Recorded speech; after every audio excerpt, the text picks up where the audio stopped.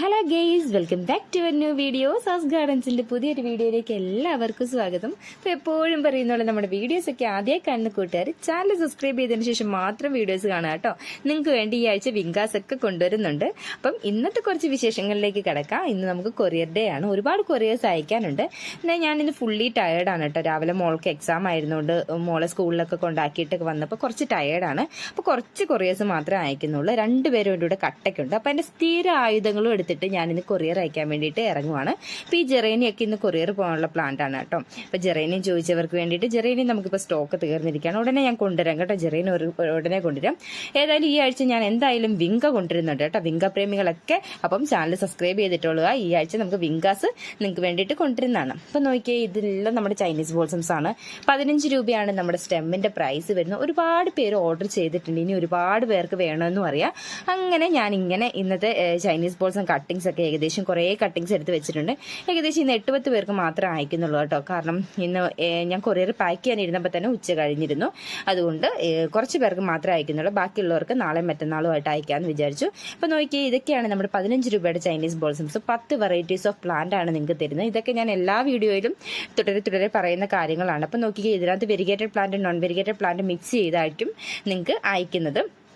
ഇതുപോലെ ആദ്യം പ്ലാന്റിന്റെ കട്ടിങ് എടുത്ത് വെച്ചിട്ട് ഒരു ന്യൂസ് പേപ്പറിൽ ഇതിനെ തരംതിരിച്ച് വെക്കുകയാണ്. ഓരോരുത്തർക്കും 10 പ്ലാന്റ് വെച്ചിട്ട് മാറ്റി വെക്കുകയാണ്. ഇതൊക്കെ നമ്മുടെ സ്റ്റെമ്മിന്റെ നീളം കണ്ടോളൂ. അത്യാവശ്യം നീളമുള്ള പ്ലാന്റ് ആയിരിക്കും നിങ്ങൾക്ക് തരുന്നത്. ഇതിനകത്ത് തായ്ലൻഡ് വെറൈറ്റീസ് കുറവാണ് കേട്ടോ. തായ്ലൻഡ് വെറൈറ്റീസ് കൂടുതൽ ഉൾപ്പെടുത്തുമ്പം സ്റ്റെമ്മിന്റെ വലിപ്പം കുറയും. കാരണം തായ്ലൻഡ് കുള്ളൻ വെറൈറ്റീസിന് വലിയ ഒത്തിരി ബുഷിയായിട്ടുള്ള അല്ലെ ഒത്തിരി നീളമുള്ള സ്റ്റെംസ് കിട്ടില്ല കേട്ടോ. അപ്പം നോക്കിക്കേ, നമ്മുടെ പ്ലാന്റ്സ് എല്ലാം നമ്മൾ എടുത്ത് വെച്ചിട്ടുണ്ട്. അതിന് മുമ്പ് നമ്മുടെ കൊറിയർ എന്ന് പറഞ്ഞേക്കാം. ശ്രീഗോകുലം സ്പീഡ് ആൻഡ് സേഫും പ്രൊഫഷണലും ആയിരിക്കും കേട്ടോ നമ്മൾ അയക്കുന്നത്. അങ്ങനെ നമ്മൾ ഈ പ്ലാന്റിനെ എല്ലാം മുറിച്ച് വെച്ച് കഴിഞ്ഞാൽ ഇതുപോലെ വെള്ളം ഒഴിച്ചു കൊടുക്കും. നന്നായിട്ട് വെള്ളം ഒഴിച്ച് കഴിഞ്ഞിട്ടേ നമ്മളിതിനെ ഫോൾഡ് ചെയ്യത്തുള്ളൂ. അല്ലെങ്കിൽ നമ്മുടെ പ്ലാന്റിന്റെ ഫ്രഷ്നെസ് പോകുമല്ലോ. അങ്ങനെ എല്ലാത്തിനും കുറച്ച് വെള്ളമൊക്കെ കൊടുത്ത് ഞാൻ ഇതിനെ ഫോൾഡ് ചെയ്ത് മാറ്റി വെച്ചിട്ടുണ്ട്. ഫോൾഡ് ചെയ്തിട്ട് നമ്മൾ ഇതിന് കുറച്ച് വെള്ളമൊക്കെ ഊർന്നതിന് ശേഷം മാത്രമേ പാക്ക് ചെയ്യുള്ളൂ. അല്ലെങ്കിൽ പ്ലാന്റ് ആവിച്ച് പോകാനുള്ള ചാൻസസ് ഉണ്ട്.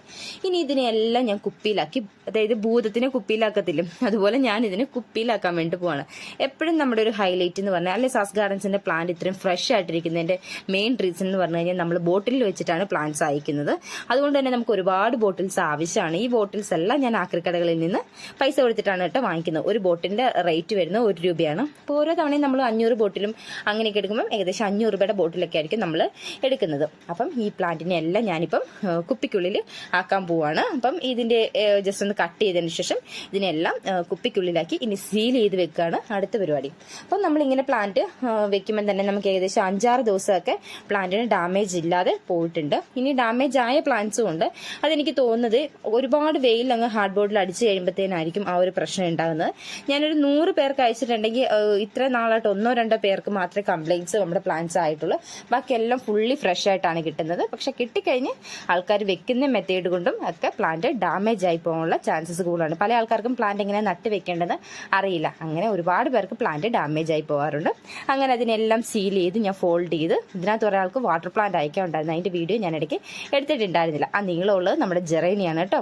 അങ്ങനെ ഇന്ന് അയക്കാനുള്ളത്. ഇത് പാക്ക് ചെയ്ത് വന്നപ്പോൾ ഏകദേശം നമുക്കൊരു 3 മണി ആയിട്ടുണ്ടായിരുന്നു. വീണ്ടും അടുത്ത വീഡിയോയിൽ കാണാം. അപ്പം അടുത്ത വീഡിയോയിൽ കാണും വരെ എല്ലാവർക്കും tata bye bye. Okay, see you. അപ്പം നാളെ ആരും മിസ് ചെയ്യരുത്. നാളെ നമ്മൾ വിങ്കയുടെ കോമ്പോസ് കൊണ്ടുവരുന്നതായിരിക്കും. അപ്പോൾ വിങ്ക പ്രേമികൾ എല്ലാവരും നാളത്തെ വീഡിയോ മിസ് ചെയ്യാതെ കാണുക.